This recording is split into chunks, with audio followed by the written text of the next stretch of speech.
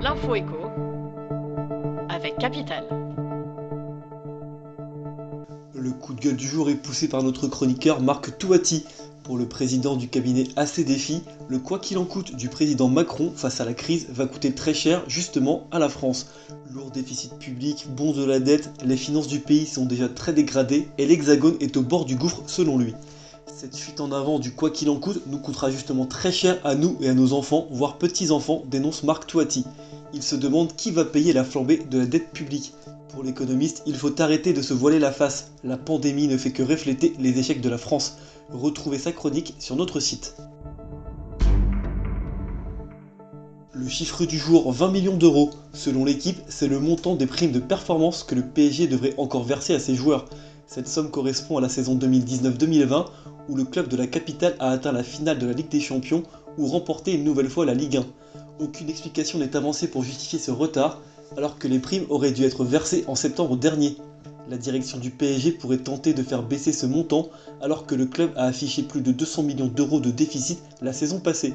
Pas sûr toutefois que les joueurs soient prêts à renoncer à près d'1 million d'euros chacun.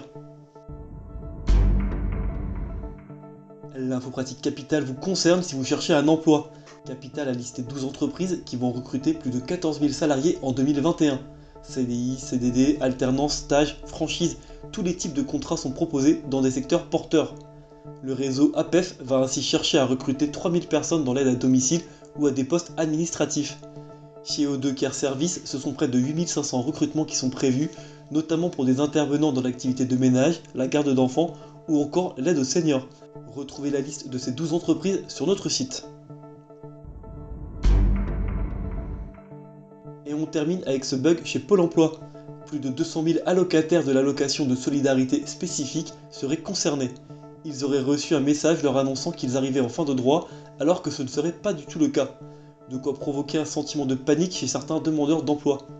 Il s'agit uniquement d'un problème d'information sur pôle emploi.fr et il n'y a aucun impact sur l'allocation qui leur est versée, a tenté de rassurer Pôle emploi auprès de Mediapart. Il n'a toutefois pas été précisé quand ce bug serait corrigé. C'était l'info écho avec Capital.